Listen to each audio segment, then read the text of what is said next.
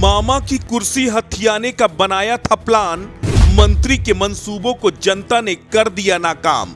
सियासी दुश्मन ने पलट दिया सारा चुनावी खेल, भगवा दल की प्रचंड आंधी में भी हो गए फेल।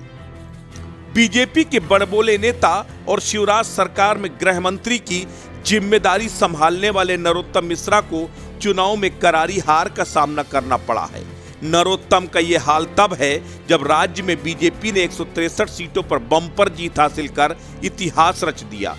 मजेदार बात यह है कि नरोत्तम को उनके समर्थक मध्य प्रदेश का अगला मुख्यमंत्री बता रहे थे, लेकिन मिश्रा जी तो चुनाव में अपना गढ़ ही नहीं बचा पाए, तो सीएम का ख्वाब तो ख्वाब ही रह गया बस।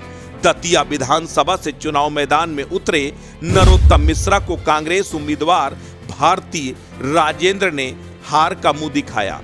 भारती को जहां 88,977 वोट मिले तो नरोत्तम मिश्रा को केवल 81,235 वोट ही मिल सके और 7,742 वोटों के अंतर से दतिया सीट का खेल पलट गया। सीएम शिवराज के करीबी माने जाने वाले नरोत्तम की हार इसलिए भी हैरान करने वाली है क्योंकि वो दतिया से ही 3 बार के सिटिंग विधायक थे, बावजूद इसके वो अपना किला नहीं बचा पाए।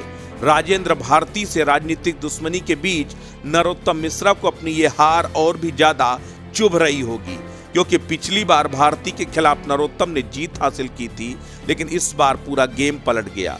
पर क्या करे, लोकतंत्र का यही रिवाज है, जनता जिसे चुनती है उससे ही सत्ता का सुख भोगने को मिलता है, और जो कुर्सी की गर्मी से ज्यादा उछलता है वो भुगतता है।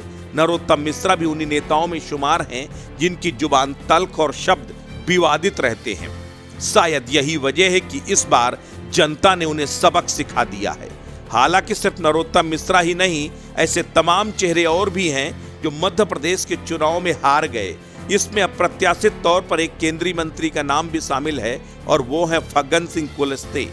मंडला जिले की निवास सीट से बीजेपी प्रत्याशी बने फग्गन सिंह कुलस्ते को कांग्रेस के चैन सिंह वरकड़े ने करीब 10,000 वोटों से हराया। इतना ही नहीं, ग्वालियर के सिंधिया घराने को भी चुनाव में तगड़ा झटका लगा है। ग्वालियर पूर्व से बीजेपी प्रत्याशी माया सिंह को कांग्रेस के डॉक्टर सतीश सिकरवार ने चुनाव में हराया। माया सिंधिया के करीबियों में शुमार हैं। ज्योतिरादित्य सिंधिया के कट्टर समर्थक इमरती देवी भी इस बार हार गईं। इमरती को उनके समधी सुरेश राजे ने 1825 वोटों से हराया। इसके अलावा सतना से बीजेपी प्रत्याशी और सांसद गणेश सिंह को चुनाव में हार का सामना करना पड़ा। कांग्रेस के सिद्धार्थ डब्बू कुशवाहा ने उन्हें 404 वोटों से हराया। हरदा से कृषि मंत्री कमल पटे को भी चुनाव में हार का सामना करना पड़ा। उन्हें कांग्रेस के डॉक्टर रामकिशोर डोगरे ने 870 वोटों से हराया।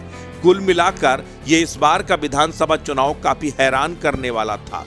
भले राज्य में बीजेपी की सियासी आंधी चली हो, लेकिन फिर भी कई नामी गिरामी नेता गुमनाम हो गए। राष्ट्र इंडिया के लिए ब्यूरो रिपोर्ट।